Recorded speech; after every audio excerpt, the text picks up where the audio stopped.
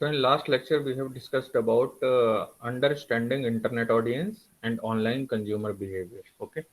So we have discussed about following topics like consumers online, the internet audience and consumer behavior, and lifestyle impacts, consumer behavior models, general model of consumer behavior, and the consumer decision process and supporting communication means various marketing communications in both the media means like offline communication as well as online communication. Okay.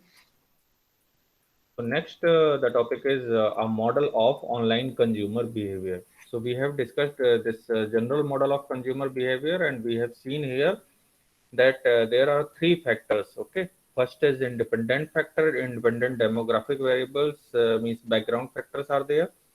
Second is dependent intervening variable, and third is the dependent variable.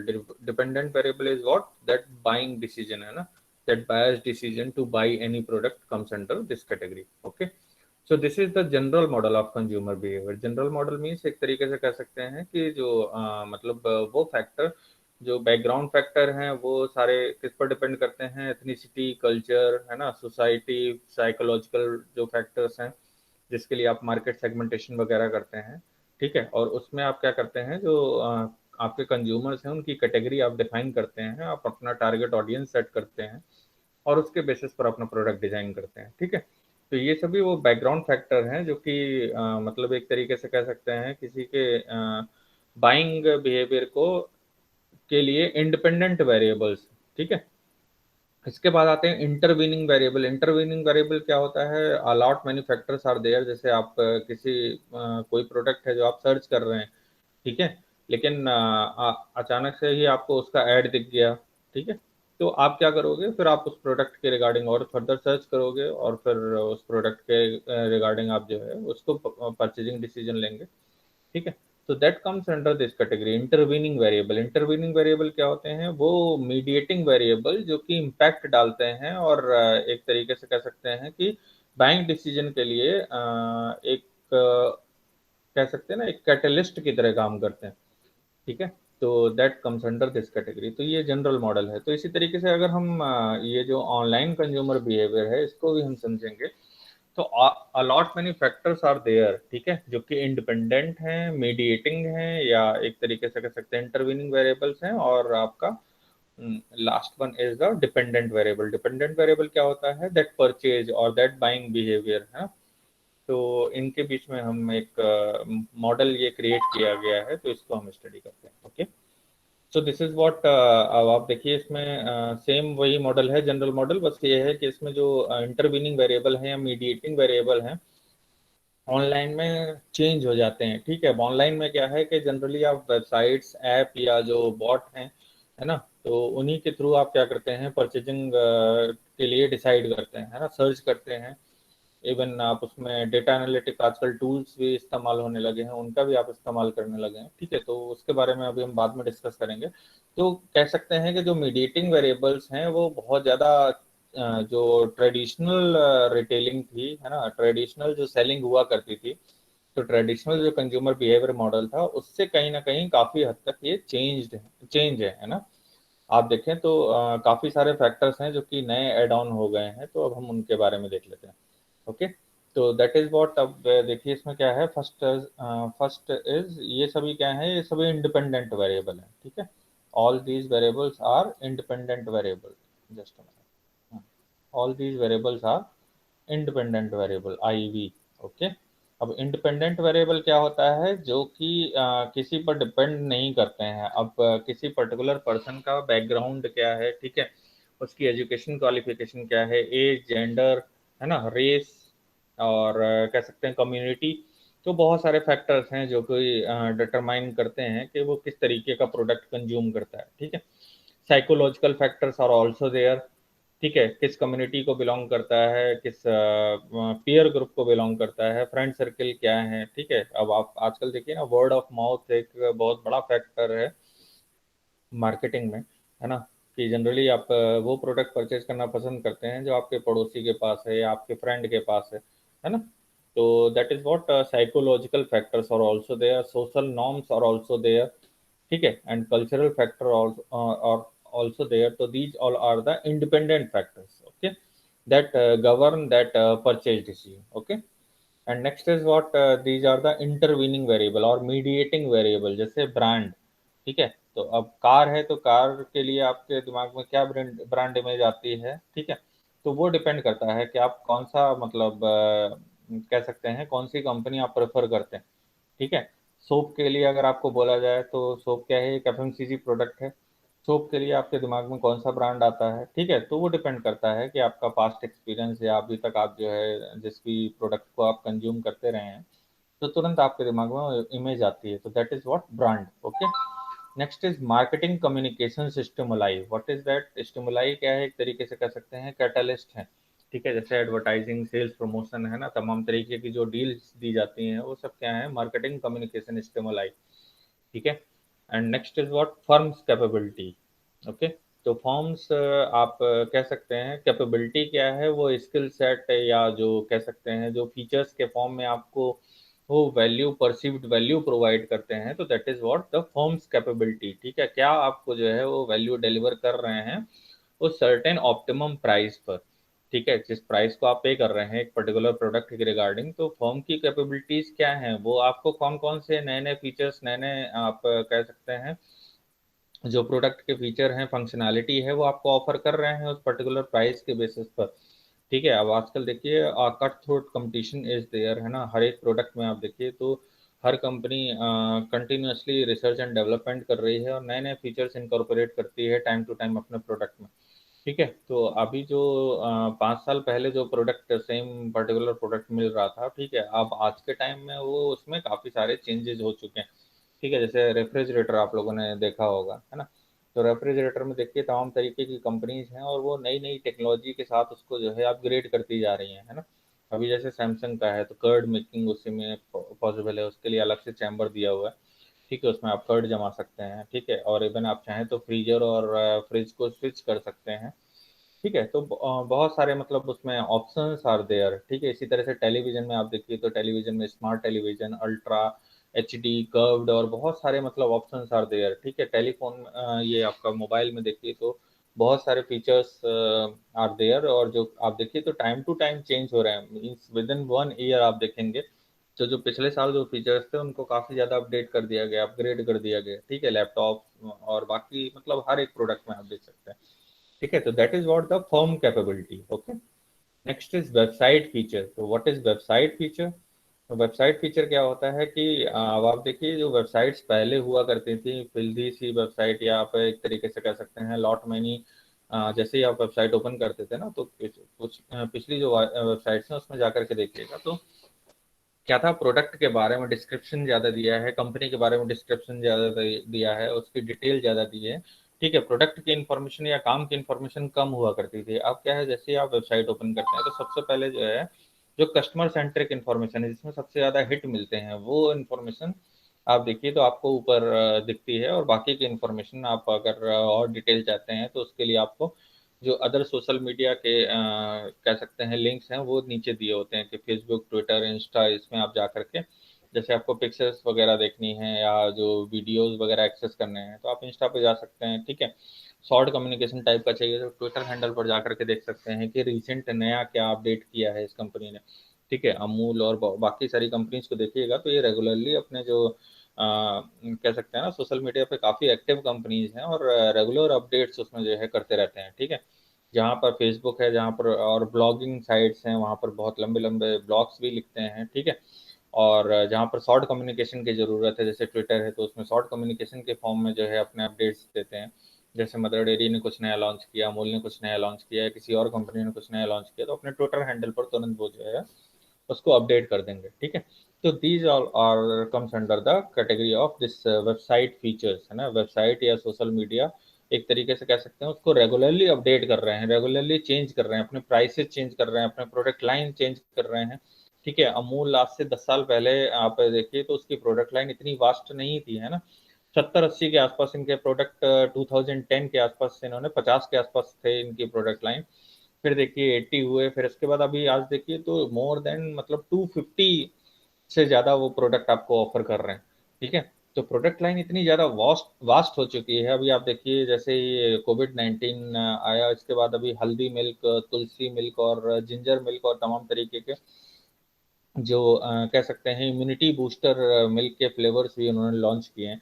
ठीक है, और वो launch करके उसके बाद उससे communicate किसमें किया, by using this website and social media, है ना। तो ये क्या है, एक मार्केटिंग स्टिमुलाई फैक्टर है। वो कंपनी जो गुजरात में सिचुएटेड है, और एक तरीके से कह सकते हैं अब आजकल आज के टाइम में वो 40 से ज़्यादा कंट्री में उसकी रीच है। ठीक है, और उस कंपनी के बारे में अगर आपको कोई भी इंफॉर्मेशन चाहिए तो वो कहाँ से मिलेगी, वेबसाइट से। ठीक है, किसी भी कंपनी XYZ कोई भी कंपनी हो, उसके बारे में इंफॉर्मेशन आपको कहाँ से मिलेगी, वेबसाइट से। क्यों? क्योंकि वो उसे रेगुलरली अपडेट करते रहते हैं। ठीक है, तो that is that mediating variable और इंटरवीनिंग वेरिएबल जो कि कंज्यूमर्स के मतलब परसेप्शन को डायरेक्ट करता है, एक तरीके से कह सकते हैं उसकी बाइंग बिहेवियर को गवर्न करता है ये फैक्टर। ठीक है, अब जैसे जिसको भी इम्यूनिटी बूस्ट करना होगा, जिसको लगता है कि उसकी इम्यूनिटी वीक है, वो क्या करेगा, वो इस तरीके के प्रोडक्ट परचेज कर सकता है। और आज के टाइम में क्या है कि जब ऑनलाइन परचेजिंग है, तो आप कहीं से भी कोई भी प्रोडक्ट किसी भी टाइम पर बाय कर सकते हैं, बाय यूजिंग दैट वेबसाइट और by using that app. Okay, next is what, consumer skill. Consumer skills कह सकते हैं कि दैट आल्सो डिपेंड्स, है ना। आज के टाइम में क्या है, कंज्यूमर भी एक तरीके से आपका सेल्स पर्सन है। ठीक है, अब जैसे आजकल क्या होता है कि रिव्यू तुरंत आपसे बोला जाता है कि कोई भी प्रोडक्ट आपने कंज्यूम किया, उसके बाद रिव्यू दे दीजिए। तो रिव्यू देते हैं, रिव्यू किस लिए देते हैं, आप जितना ज़्यादा आप रिव्यू देंगे, है ना, उसके बेसिस पर आपको कुछ रिवार्ड्स पॉइंट दे दिए जाएंगे। ठीक है, उन्हें आप फर्दर रिडीम कर सकते हैं, तो वो एक तरीके से आपका एडेड बेनिफिट हो गया, है ना। और आप किसी प्रोडक्ट में अगर कोई डिस्काउंट चाहते हैं तो वो आपको मिल जाएगा, लेकिन आप क्या है, as a sales person company के लिए भी काम कर रहे हैं। ठीक है, आप रिवार्ड दे रहे हैं, आप फीडबैक दे रहे हैं, आप ब्लॉग लिख रहे हैं, और उसके बेसिस पर कंपनी आपको कुछ रिवार्ड पॉइंट या कुछ कैशबैक या कुछ इसी तरह के ऑफर आपको जो है वो प्रोवाइड कर देते हैं। तो व्हाट इज दैट, एक तरीके से कह सकते हैं वो भी आज के टाइम में, क्योंकि आजकल क्या है कि जनरली रेफरल के थ्रू आप देखिए तो मार्केटिंग कम्युनिकेशन एक तरीके से फास्ट, जो आप जैसे कोई भी प्रोडक्ट परचेज करने जाते हैं, तो सबसे पहले क्या देखते हैं कि मेरे फ्रेंड के पास कौन सा प्रोडक्ट वो कंज्यूम कर रहा है। ठीक है, उससे उसके बारे में रिव्यू लेते हैं। अब आज के टाइम में क्या है, जब रेटिंग है और बाकी आप देख सकते हैं। ठीक है, अब क्या है, आज के टाइम में फेसबुक में ही आपके हजारों फ्रेंड्स जुड़े हुए हैं। ठीक है, अब उन हजारों में जिस जिस किसी ने अगर मान लीजिए कोई प्रोडक्ट है उसकी, उसको शेयर कर दिया, उसके बाद क्या करोगे, आप उसको सर्च करोगे, देखोगे कि यार इसने शेयर किया है, मतलब ये है कि इसके लिए वैल्यूएबल प्रोडक्ट है। ठीक है, फिर उसके ब्लॉग को पढ़ोगे, आप उसके जो रेटिंग है उसको देखोगे, और उसके बेसिस पर आप जो है डिसाइड करेंगे। तो that is what consumer skill. Okay, तो that is also a mediating variable, एक तरीके से कह सकते हैं इंटरवीनिंग वेरिएबल है, जो कि आपके परचेजिंग जो डिसीजन है उसको गवर्न करता है। Okay, other is what product characteristics. तो प्रोडक्ट कैरेक्टरिस्टिक्स में आप कह सकते हैं जो फीचर्स है, जो वैल्यू है, जो पर्टिकुलर प्रोडक्ट डिलीवर कर रहा है, तो that comes under this category. ठीक है, तो इसको हम ऊपर भी बात कर चुके हैं इसके बारे में। Next is what, purchasing attitude. अब ये भी डिपेंड करता है कि जो बायर है, एक तरीके से कह सकते हैं ना, उसका बैकग्राउंड क्या है और बाकी सारी चीज़ें क्या है। अब देखिए, जनरली इंश्योरेंस की कॉल आती है, क्रेडिट कार्ड की कॉल आती है, या जो बैंकिंग सर्विसेज हैं उनके रिगार्डिंग जो भी आपके पास कॉल आती हैं। ठीक है, तो उन पर परचेजिंग एटीट्यूड, अब ये डिपेंड करता है आपकी नीड क्या है। ठीक है, लगातार कुछ लोग होते हैं जो ज़्यादा मतलब एक तरीके से कह सकते हैं अपने आप को बहुत ज़्यादा सिक्योर नहीं फील करते हैं, वो क्या करते हैं, lot many insurances are there, और वो सभी जो है वो अवेल कर लेते हैं, परचेज कर लेते हैं, और बहुत एक तरीके से कह सकते हैं कि बहुत ज़्यादा अमाउंट वो पे करते हैं एज ए प्रीमियम।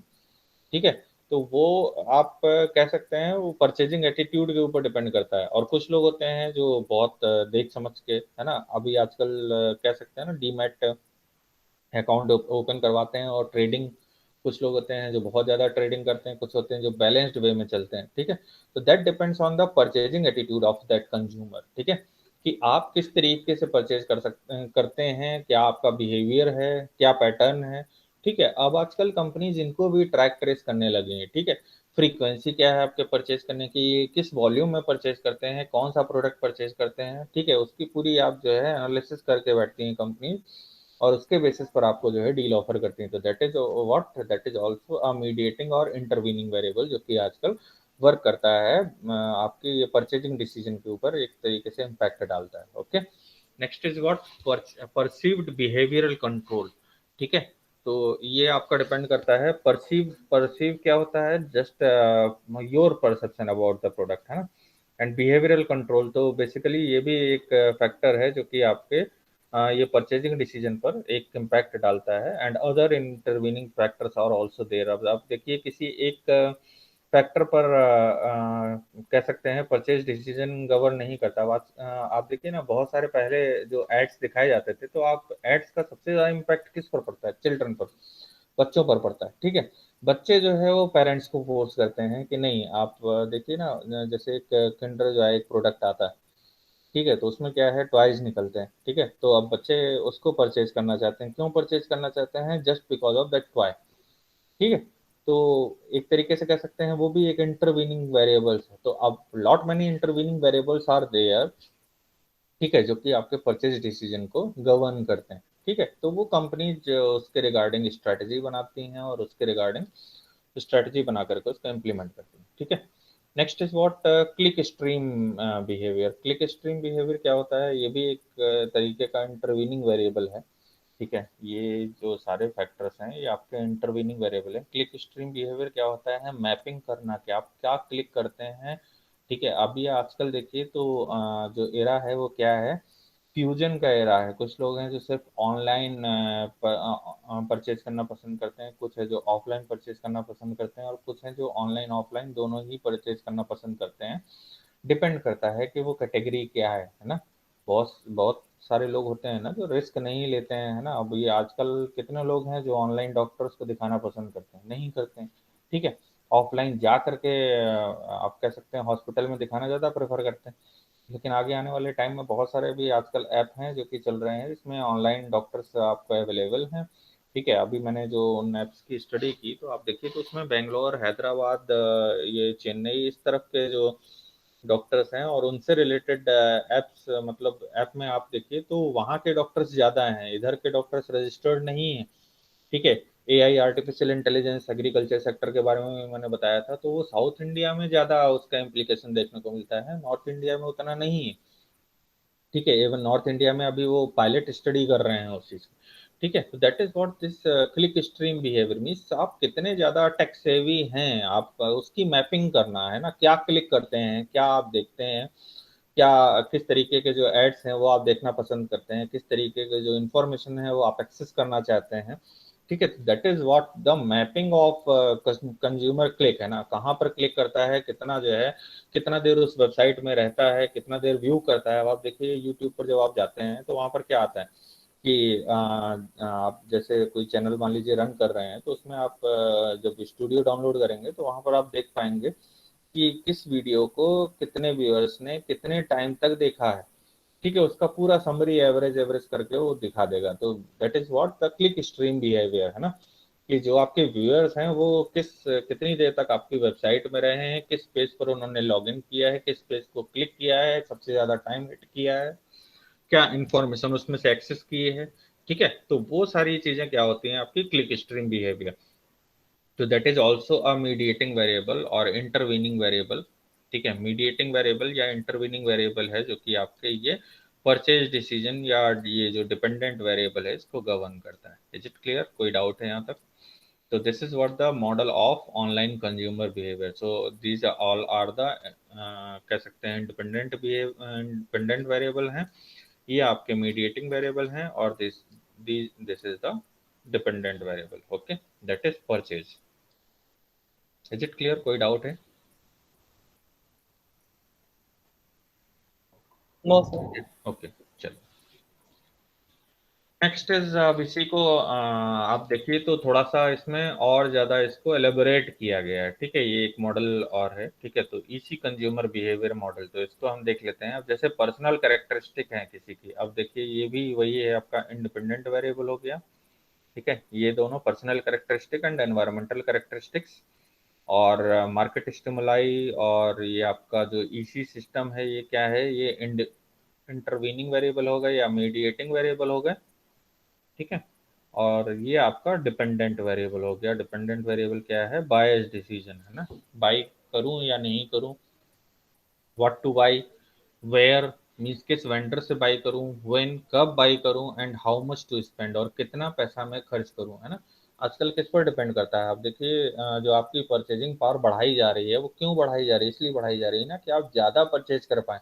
पहले क्या होता था, जब लोग घर बनाते थे तो किस तरीके से बनाते थे, पूरी ज़िंदगी जो है कमाते थे, उसमें से पैसा जोड़-जोड़ के रखते जाते थे और फिर अल्टीमेटली जो है घर बनाते थे। पता चला कि जब तक उन्होंने बनाया तब तक जो है अ, मतलब एक तरीके से कह सकते हैं बीमार हुए और उनकी डेथ हो गई, ठीक है? तो वो उसमें रह ही नहीं पाए, उसको कभी एन्जॉय नहीं कर पाए।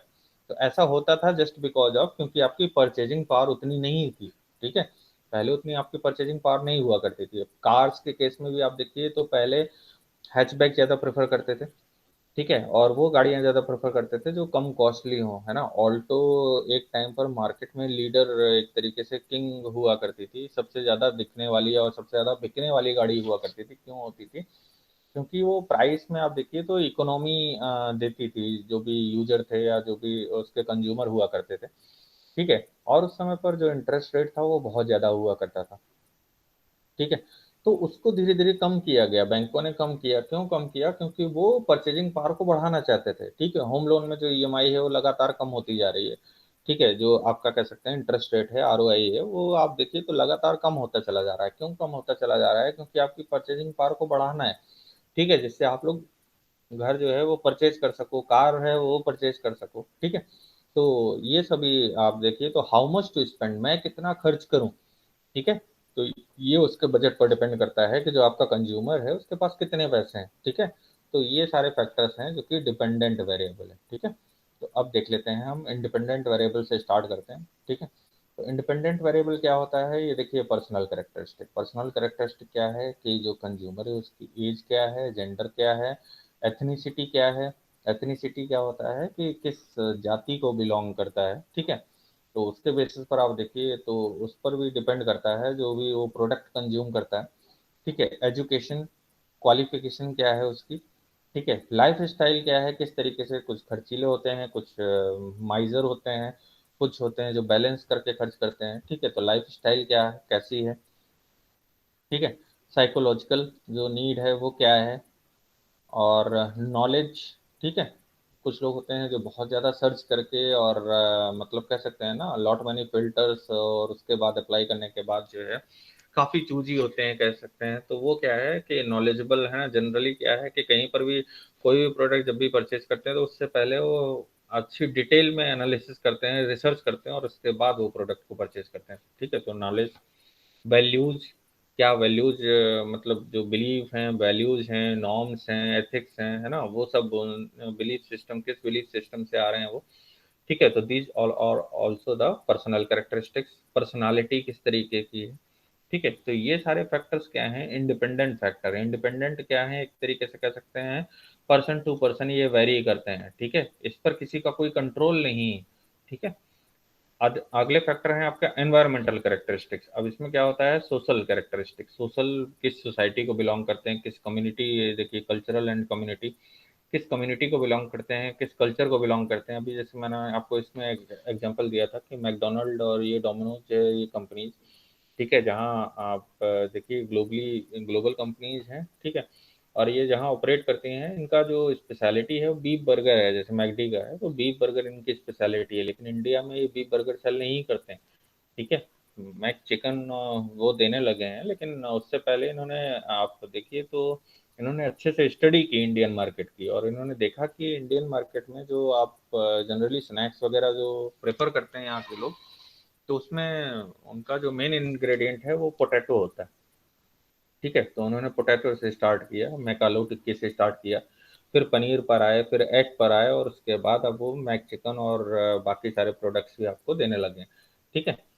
केएफसी है, ठीक है, वो भी बीफ पर यहाँ पर ऑपरेट नहीं करता है। बाकी आप देखिए अब्रॉड में तो वो उनको, मैं एक तरीके से कह सकते हैं वहाँ बीफ पोर्क काफ़ी ज़्यादा कंज्यूम किया जाता है बाहर की अदर कंट्रीज़ में, वेस्टर्न कंट्रीज़ में, ठीक है। तो दैट इज़ व्हाट कल्चरल या community characteristic, okay. Other legal, legal means as per the law, as per the country law, है ना, इंस्टीट्यूशनल एंड गवर्नमेंटल। तो ये सारे फैक्टर्स हैं, एक तरीके से कह सकते हैं वो जो पेस्टल एनालिसिस हम करते हैं ना, ठीक है, political, economical, socio cultural and technological, ठीक है, तो वो सब characteristics these also comes under the independent variable. Independent क्या होते हैं? अनकंट्रोलेबल। अनकंट्रोलेबल क्यों है? क्योंकि ये पर्सन टू पर्सन वेरी करते हैं। ठीक है, कितना आप जो है इसको मैप करेंगे, आप कर ही नहीं सकते इसको मैप। ठीक है, इसको आप गवर्न नहीं कर सकते, लेकिन अब आजकल क्या है कि टेक्नोलॉजी के थ्रू इसको भी गवर्न करने की कोशिश की जा रही है, और मे भी हो सकता है कि आगे आने वाले टाइम पे काफी हद तक इनको जो है कंट्रोल कर लिया जाए। ठीक है, जैसे अनकंट्रोलेबल होता है ना, अनकंट्रोलेबल कॉजेज मैंने बताए थे, जो नेचुरल कॉजेज होते हैं, फ्लड है ना, अर्थक्वेक है, इनको क्या किया जाता है? पहले से सेंस किया जा सकता है, चेतावनी जारी की जा सकती है, लेकिन इनको हैपन होने से नहीं रोका जा सकता है। तो इसी तरीके से जो बाइंग डिसीजन है, ठीक है, कि बायर परचेज करेगा कि नहीं करेगा, या वो सिर्फ विंडो शॉपिंग करने के लिए आया है, ठीक है, या जस्ट वो प्रोडक्ट देखना चाहता है, आगे आने वाले 1 महीने में या 2 महीने में परचेज करेगा। होता है ना, कभी कभी आपको किसी प्रोडक्ट की बहुत ज़्यादा नीड होती है, ठीक है, और आप ने क्या किया कि तुरंत अपना माइंड मेकअप किया, गए शॉप पे और जाकर के तुरंत प्रोडक्ट उठा करके चले आए। ठीक है, उसको चेक दिया और प्रोडक्ट लिया और आ गए। ठीक है, या जैसे भी पेमेंट करना है वैसे करके आप प्रोडक्ट लेकर के आ गए। और कभी कभी आप जाते हैं और पता चला कि पूरा आपने जो है शॉप ऑफ सब सर्च कर ली, और उसके बाद लास्ट में आप जो है बिना प्रोडक्ट लिए आ गए। आपने कहा कि नहीं, अभी मैं इस पर थोड़ा सा जो है और अपनी ओपिनियन बनाता हूँ, उसके बाद मैं इस पर्टिकुलर प्रोडक्ट को परचेज करूंगा। ठीक है, दैट डिपेंड्स। तो ये सब किस पर आप कह सकते हैं कि डिपेंड करता है? तो ये इन इंडिपेंडेंट वेरिएबल और ये जो मीडिएटिंग वेरिएबल है, इन पर डिपेंड करता है। ठीक है, बिना इसके जो है आप इसको कह सकते हैं ना कि ये आपका डिपेंडेंट वेरिएबल जो है वो इन दोनों फैक्टर्स पर डिपेंड करता है, या इन दोनों फैक्टर से गवर्न होता है। Okay, next is what? The intervening variable और मीडिएटिंग वेरिएबल, जैसे वेंडर कंट्रोल्ड वेरिएबल है ना, ये इंडिपेंडेंट क्या है? अनकंट्रोलेबल वेरिएबल है, जिनको आप कंट्रोल नहीं कर सकते हैं। इंटरवीनिंग वेरिएबल क्या है? वो जो वेंडर कंट्रोल करता है। वेंडर कौन है? जो कि आपको वेबसाइट के थ्रू अपने प्रोडक्ट के बारे में इंफॉर्मेशन दे रहा है। ठीक है, और वही उस प्रोडक्ट के रिगार्डिंग आपको जो है मतलब वो फैक्टर्स जो वो स्टिमुलाई करता है, या एक तरीके से कह सकते हैं जो वेंडर कंट्रोल मीन्स, जैसे अमेजन है, फ्लिपकार्ट है, अब ये सब क्या करते हैं? आपको प्रमोशनल स्कीम्स देते हैं।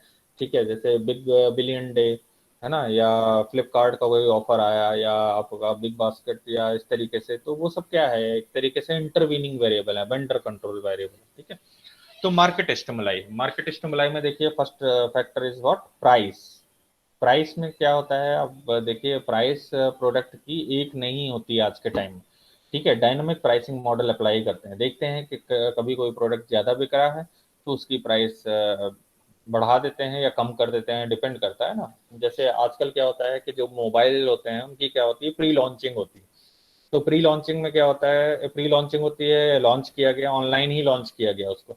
ठीक है, अब एक टाइम बाद यूजर का अच्छा रिएक्शन आया और अच्छा रिस्पॉन्स आ रहा है और यूजर प्रेफर कर रहा है, तो उसकी प्राइस को बढ़ा दिया गया। ठीक है, अब मैं इसमें आपको एक एग्जांपल देता हूँ। रेनो ट्राइबर, आप लोगों ने नाम सुना होगा, रेनॉल्ट की जो ट्राइबर गाड़ी है। ठीक है, ये जब लॉन्च हुई थी तो इसकी प्राइस कम थी।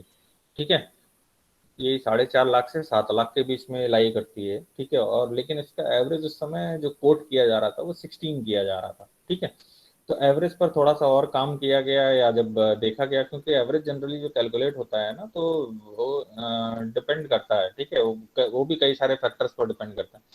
फिर अल्टीमेटली आपने देखिए तो उसको रिवाइज करके जब इन्होंने प्राइस बढ़ाई, और उसके बाद ये कोट करने लगे कि 20 kmpl, मतलब इतना एवरेज देने लगा। ठीक है, तो फर्दर में भी हो सकता है कि उसको वर्क किया हो, या जो भी फैक्टर्स उन्हें नेगेटिव मिले हों उस पर काम करके, और फर्दर जो है उसको, उसके प्रोडक्ट प्राइस को जो है वो बढ़ा दिया गया। ठीक है, तो वो क्यों है? क्योंकि यूजर के रिव्यू और यूजर के कमेंट के बेसिस पर। इसी तरह से फोन पर भी होता है, जो आपके मोबाइल फोन मिलते हैं। ठीक है, अब आजकल क्या होता है? फ्लिपकार्ट, स्नैपडील और ये ऑनलाइन जो कह सकते हैं ना ड्रॉप शिपर्स, इन्हीं के थ्रू वो लॉन्च करते हैं। लॉन्च किया, लॉन्च करने के बाद जब देखा कि हाँ यूजर का अच्छा रिव्यू मिल रहा है और आपको जो है प्रॉफिट मार्जिन अपना बढ़ाना है, तो आप क्या करते हैं? उसका प्राइस बढ़ा देते हैं, या प्राइस को कम भी कर सकते हैं, डिपेंड करता है ज़्यादा लोग परचेज कर रहे हैं। जैसे वैक्सीन वैक्सीन है, तो वैक्सीन में क्या होता है कि गवर्नमेंट की सब्सिडी भी मिलती है, बहुत सारी चीज़ें, तो उसके थ्रू जैसे जैसे यूजर बेस बढ़ता जाएगा वैसे वैसे उसकी प्राइस कम होती जाएगी। ठीक है, तो दैट इज डिपेंड ऑन, मतलब कह सकते हैं कि वो वेंडर कंट्रोल या बहुत सारे फैक्टर्स हैं जिस पर वो डिपेंड करता है। ठीक है, तो मार्केट स्टिमुलाई में एक हो गया प्राइस, दूसरा हो गया आपका ब्रांड। ब्रांड क्या होता है? Basically image of that company या दैट पर्टिकुलर प्रोडक्ट, ठीक है। Promotional schemes, advertising, product quality. Quality क्या होती है? वो कैरेक्टरिस्टिक्स जो कि कस्टमर परसीव करता है कि इस प्रोडक्ट में होनी चाहिए। वैल्यू फॉर मनी, ठीक है, उसे लगना चाहिए कि हाँ, मैं जितना पैसा दे रहा हूँ उससे कहीं ज्यादा मुझे वैल्यू इस प्रोडक्ट के थ्रू वापस मिल रही है, ठीक है, या प्रोवाइड हो रही है, ठीक है। Next is design. तो डिजाइन, प्रोडक्ट का डिजाइन भी बहुत ज्यादा मैटर करता है। अब आप देखिए आजकल जो सेलफोन के डिजाइन है वो क्या है, स्लीक टाइप के डिजाइन जो है वो प्रेफर किए जाते हैं, या फुल स्क्रीन कंसिडर किया जाता है, ठीक है। आप देखिए तो छोटे छोटे डिजाइनिंग फैक्टर भी काफी ज्यादा अपने इम्पैक्ट डालने लगे हैं।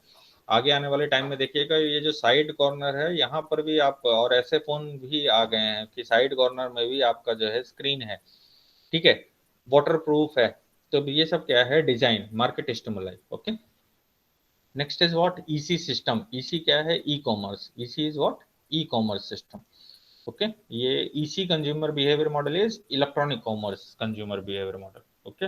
And EC system is what? Electronic commerce system. अब ई कॉमर्स सिस्टम का जो बैकबोन है वो ये तीन फैक्टर है ना। लॉजिस्टिक सपोर्ट, ठीक है, बिना लॉजिस्टिक्स के पहली बात तो इंटरनेट होना चाहिए, ठीक है, वो कंज्यूमर के पास है। जियो के आने के बाद से एक तरीके से कह सकते हैं कि इंडिया में रिवोल्यूशनरी ग्रोथ देखने को मिली है, ठीक है। इंडिया की अगर पॉपुलेशन के मामले में देखें तो वर्ल्ड की लगभग 1/6 पॉपुलेशन इंडिया के पास है, ठीक है। अब इसमें आप देखिए तो इंटरनेट के बिना कैसे ई कॉमर्स पॉसिबल था? तो आज के टाइम में अब आप देखिए तो इंटरनेट प्रोवाइड किया गया। अब उसके बाद जो दूसरा बैकबोन है ईसी का वो है लॉजिस्टिक सपोर्ट। लॉजिस्टिक्स क्या होता है? जो भी प्रोडक्ट है, ठीक है, वो उसी फॉर्म में, ठीक है। लॉजिस्टिक्स और ट्रांसपोर्टेशन में जो बेसिक डिफरेंस है वो ये है कि लॉजिस्टिक्स में आपकी जो जो कंपनी ट्रांसपोर्ट कर रही है उसकी पूरी रिस्पॉन्सिबिलिटी होती है रिगार्डिंग द प्रोडक्ट। जैसे आजकल देखिए ना मिल्क चेन, तो मिल्क चेन में क्या है? मिल्क को 4 डिग्री सेल्सियस टेम्परेचर पर एक प्लेस से दूसरे प्लेस ले जाया जाता है, ठीक है। सिंपल ट्रांसपोर्ट करना होता तो मिल्क को भरा कैन में और ले गए, ठीक है, जैसा पहले होता था। खराब हो गया तो हो गया, उसमें मेरी रिस्पॉन्सिबिलिटी नहीं है, ठीक है। तो वहां पर क्या है कि लिमिटेशन नहीं है, रिस्पॉन्सिबिलिटी नहीं है, ठीक है, लाइबिलिटी नहीं है। लेकिन लॉजिस्टिक सर्विस प्रोवाइडर में क्या है? पूरी रिस्पॉन्सिबिलिटी है, पूरी आप कह सकते हैं लाइबिलिटी है लॉजिस्टिक सर्विस प्रोवाइडर की, ठीक है। तो इसलिए कोल्ड चेन मेंटेन करते हुए ले जाते हैं, ठीक है। मीट सप्लाई चेन आप ले लीजिए, इवन ब्लड बैंक जो मेंटेन किए जाते हैं, ठीक है। चिप्स को देखिए जो कह सकते हैं ना, जो माइक्रो चिप वगैरह मेंटेन की जाती हैं तो वो किस तरीके से की जाती हैं? डस्ट फ्री एनवायरनमेंट होना चाहिए, ठीक है, वैक्यूम एनवायरनमेंट होना चाहिए जहां पर डस्ट का एक भी पार्टिकल ना हो, ठीक है। तो that is what the logistic support, ठीक है। तो पेमेंट, डिलीवरी, अब इसमें क्या है? लॉजिस्टिक सर्विस प्रोवाइडर जो भी होगा वो क्या करेगा? आपसे पैसा ज्यादा लेगा लेकिन वो आपको पूरा सपोर्ट देगा। आजकल होता है ना पैकर्स एंड मूवर्स, ठीक है। पहले क्या होता था, किसी का अगर मान लीजिए ट्रांसफर हुआ तो उसके बाद क्या होता था, वो ट्रक लेकर के आए, उसमें अपना सामान रखा और चल दिए, ठीक है। रास्ते में पता चला कि कहीं कुछ बम पंप आया और उसके उसके थ्रू जो है वो आपका आधा सामान पता चला डैमेज हो गया, तो वो ट्रक वाला रिस्पॉन्सिबिलिटी नहीं लेता था। वो क्या कहता था, मेरा काम ट्रांसपोर्ट का है, अब रास्ते में ही कुछ एक्सीडेंट हो गया, कुछ हो गया तो उसकी रिस्पॉन्सिबिलिटी आपकी है, ठीक है। आप में से घर का भी कोई बंदा जो है ट्रक में जाता था साथ में कि अब ट्रांसफर हुआ है तो मुझे जो है इस सामान को पहुंचाना है, वहां पर अनलोड कराना है, यहाँ पर लोड कराना है, तो वो सारी हेडक हुआ करती थी। अब क्या है? पैकर्स एंड मूवर्स हैं, ठीक है। आपको इवन नागपुर से अगर दिल्ली मूव करना है तो आप वहां पर जो है किसी पैकर एंड मूवर को आपने कॉल किया, वो आए और आकर के उन्होंने जो है जिस भी प्रोडक्ट को जिस तरीके से पैक करना है, उनके पास पूरा पैकिंग मटेरियल वगैरह है, खुद ही पैक करेंगे, दूसरी जगह पर अनपैक करेंगे, डिलीवरी करेंगे, और आपको पूरा जो भी मटेरियल है आपका वो उसी तरीके से मिलेगा जो कैरेक्टरिस्टिक उसकी उस मतलब एक तरीके से कह सकते हैं जो सोर्स में कैरेक्टरिस्टिक्स थी वही डेस्टिनेशन में कैरेक्टरिस्टिक्स दी जाएंगी, ठीक है, और उसके बेसिस पर पेमेंट ले लिया जाएगा। तो एक तरीके से कह सकते हैं कि logistics is also the backbone of EC, ठीक है, ई कॉमर्स। तो लॉजिस्टिक सपोर्ट तो आप देख सकते हैं इसमें पेमेंट्स और डिलीवरी, ठीक है। Next is what? The technical support. ये भी आप एक तरीके से कह सकते हैं कि ये भी बैकबोन है, ठीक है। जैसे वेब डिजाइन एंड कंटेंट, आजकल जो वेब डिजाइन और जो ऐप डिजाइन है उनका आप कह सकते हैं, और जो उसके अंदर जो कंटेंट है ये भी अपना एक तरीके से कह सकते हैं की रोल प्ले करता है, ठीक है, इसी सिस्टम में। जितना कैची सा वेब डिजाइन होगा या जितना कैची ऐप होगा और या जितना अच्छा उसका कंटेंट होगा, आप आजकल देखिए ना तो कंटेंट राइटर्स की हेल्प ली जाती है, ठीक है, उनसे लिखवाया जाता है कंटेंट, ठीक है। और वो भी आप देखिए तो टाइम टू टाइम अपने कंटेंट में चेंज लाते रहते हैं, टाइम टू टाइम उसको अपडेट करते रहते हैं, स्कीम्स नई नई तमाम तरीके की जो है लॉन्च की जाती हैं। तो that is possible through the technical support, ठीक है। और एक तरीके से कह सकते हैं unconditional technical support is required here, okay. So web design and content, next is what, intelligent agents. Intelligent agent क्या होते हैं, जो आजकल वो बॉट वगैरह चलते हैं, है ना। अब उसमें क्या है कि जो आपकी बाइंग बिहेवियर है उसको भी नोटिस किया जा रहा है, उसको भी एक तरीके से उसके ऊपर पैटर्न देखा जा रहा है, कितनी फ्रीक्वेंसी में बाई करते हैं, कितनी कह सकते हैं कितने वॉल्यूम को परचेज करते हैं, क्या क्या परचेज करते हैं, ठीक है। तो वो सब आपका इंटेलिजेंट एजेंट्स के थ्रू, है ना, जो बिल्ट एप्लीकेशन आप कह सकते हैं उनके थ्रू एनालाइज किया जाता है, ठीक है। तो मशीन लर्निंग, तमाम तरीके के मशीन लर्निंग टूल्स अवेलेबल हैं, डीप लर्निंग टूल्स अवेलेबल हैं, और उनके थ्रू जो है वो सेंस किया जाता है। तो that comes under this category intelligent agent. Security, safety and security, ये बहुत बड़ा कंसर्न है आज के टाइम में, ठीक है, टेक्निकल सपोर्ट में, ठीक है। हर कोई चाहता है कि मेरा डेटा जो भी हो वो सेफ और सिक्योर हो, है ना। मान लीजिए आप किसी के कंज्यूमर हैं और उस कंपनी ने आपका डेटा लेकर के दूसरी कंपनी को सेल कर दिया, तो जो इमेज बनेगी, ठीक है, उस पर्टिकुलर कंपनी की, वो एक निगेटिव इमेज जाएगी, है ना, निगेटिव ब्रांड प्रमोशन होगा उसका, उस कंपनी का, ठीक है। तो आज के टाइम में सेफ्टी सिक्योरिटी बहुत ज़्यादा ज़रूरी है। अब आप देखिए, पेमेंट आपने कोई किया है तो आपकी बैंकिंग जो इन्फॉर्मेशन है वो आप इजीली और आसानी से आप उसमें सेव कर देते हैं। क्यों सेव कर देते हैं? नेक्स्ट टाइम जब मुझे पेमेंट करना होगा तो मैं कुछ क्लिक्स में ही मैं उसको जो है इन्फॉर्मेशन या जो भी पेमेंट है वो मैं कर पाऊँ, ठीक है। और वो आप क्यों कर पाते हैं? क्योंकि आपको उस कंपनी या जो वो ईसी सर्विस प्रोवाइडर है उसकी जो सेफ्टी फीचर है या उसके जो सिक्योरिटी है, उसमें आपको कोई डाउट नहीं है, आप उस पर ट्रस्ट कर रहे हैं, इसलिए आपने अपनी सारी इन्फॉर्मेशन, जो बैंकिंग इन्फॉर्मेशन है, उसको वहां पर सेव किया होगा, ठीक है। अब उसमें आपको क्या फायदा होता है कि आप मतलब इन केस आप जल्दी में हैं या कुछ आप मतलब कह सकते हैं बिजी हैं, उस टाइम भी अगर आप कोई प्रोडक्ट परचेज करना चाहें तो वो इजीली कर सकते हैं इन फ्यू क्लिक्स, ठीक है। तो that is what the safety security. तो इसलिए अब आप देखिए तो 2 लेयर, 3 लेयर और मल्टी लेयर जो सिक्योरिटी सिस्टम है वो कंपनीज आजकल अडॉप्ट करती हैं, ठीक है। कि आपने पेमेंट किया, उसके बाद ओटीपी भी आएगा, और ओटीपी पता चला आपके मेल पर भी आएगा और आपके फोन पर भी आएगा, वो दोनों अलग अलग होगा, या कपाचे आएगा, और बहुत सारे, मतलब एक तरीके से कह सकते हैं multi layer security design are there, ठीक है, जो कि कंपनीज इनकॉर्पोरेट करती हैं टेक्निकल सपोर्ट में, ठीक है, इन ईसी सिस्टम, ओके।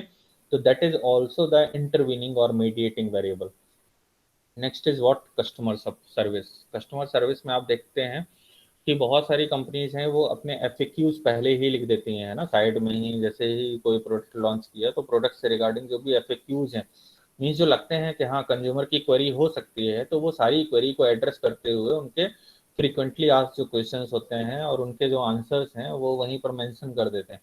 तो इन केस अगर आपको प्रोडक्ट के रिगार्डिंग या जो सर्विस के रिगार्डिंग कोई भी क्वेरी है, तो यू कैन आस्क, मतलब rather than asking to the through chat और थ्रू फोन, है ना, कॉल सेंटर में जो आप कॉल करके पूछते हैं, तो उसके बजाय आप उन एफएक्यूज को पढ़ लेंगे, उनको एक्सेस कर लेंगे, तो उसी से आप काफ़ी कुछ समझ जाएंगे, ठीक है।